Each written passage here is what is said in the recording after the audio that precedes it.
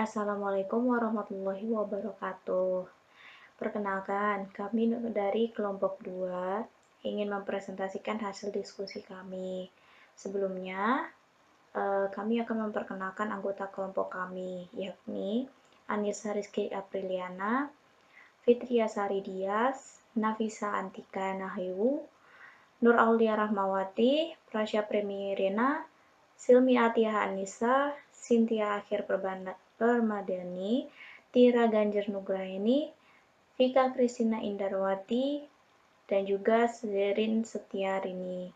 Kemudian, untuk materi pokok pembahasan kami adalah pengertian dan cara memandang anak penyandang disabilitas. Selanjutnya, dipersilakan untuk Saudari Cynthia untuk penyampaian materinya. Yang pertama itu ada pengertian penyandang disabilitas. Penyandang disabilitas itu adalah orang yang memiliki keterbatasan fisik, mental, intelektual, atau sensorik dalam jangka waktu lama dalam interaksi dengan lingkungan, dan sikap masyarakat dapat menemui hambatan yang menyulitkan untuk berpartisipasi penuh dan efektif berdasarkan kesamaan hak. Itu menurut Undang-Undang Nomor 19 Tahun 2011 tentang pengertian hak-hak penyandang disabilitas. Cara memandang anak disabilitas yaitu ada 7 cara. Yang pertama dengan cara secara konsep medis, yang kedua secara konsep charity, yang ketiga dengan konsep kepahlawanan, yang keempat dengan konsep perkara moral, yang kelima dengan konsep sosial, yang keenam ada konsep politik, yang terakhir adalah dengan konsep kebudayaan. Yang pertama ada konsep medis. Pengertiannya adalah disabilitas dalam konsep ini adalah patologi atau kondisi yang harus disembuhkan dan ditangani secara khusus. Lalu yang kedua ada konsep charity, yaitu kaum disabilitas yang sering dianggap sebagai sebuah tragedi yang perlu ditangani lewat kedermawanan.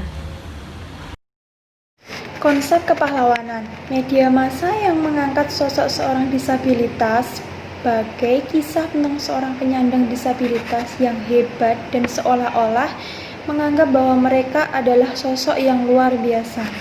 Kemudian ada konsep perkara moral, yaitu pandangan yang seperti ini sering ditemui dalam khotbah keagamaan yang sering menghimbau kelompok ini untuk bersyukur atas keterbatasannya dan tidak mempermasalahkan dirinya. Nah, selanjutnya adalah cara memandang penyandang disabilitas dari konsep sosial. Nah, dalam konsep sosial ini ada produk sosial yang dibangun oleh masyarakat terhadap penyandang disabilitas. Jadi ada pelabelan kesehatan khusus yang diberikan masyarakat bagi penyandang disabilitas yang menjadi pembeda dengan masyarakat normal lainnya, yaitu ada istilah difabel. Nah, difabel sendiri kan diambil dari kata able, yaitu mampu.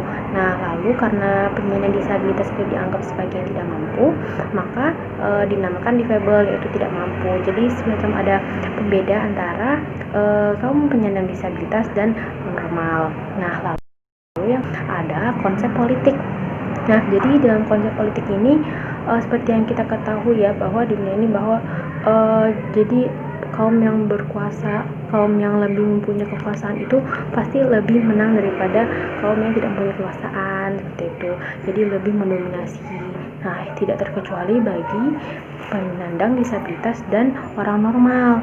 Nah, jadi kaum disabilitas ini kadang dianggap remeh, kadang dianggap sebelah mata, apalagi kalau misalnya mereka mendaftar pekerjaan, pasti dianggap sebelah mata, mereka seperti ada kurangnya. Jadi konsep politik ini kadang merugikan bagi disabilitas. Jadi makanya bagaimana kita dapat menyikapi ini dengan baik, seperti itu. Lalu yang terakhir ada konsep kebudayaan.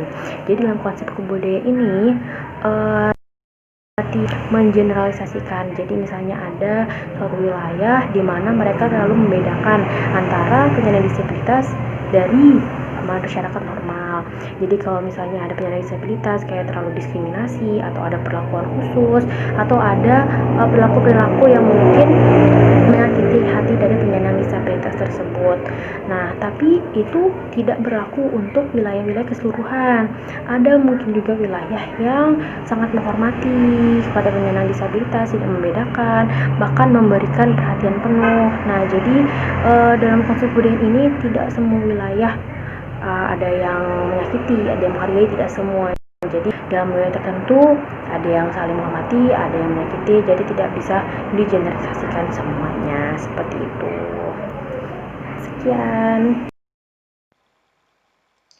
Sekian presentasi hari ini dari kelompok 2. Kurang lebihnya mohon maaf. Wassalamualaikum warahmatullahi wabarakatuh.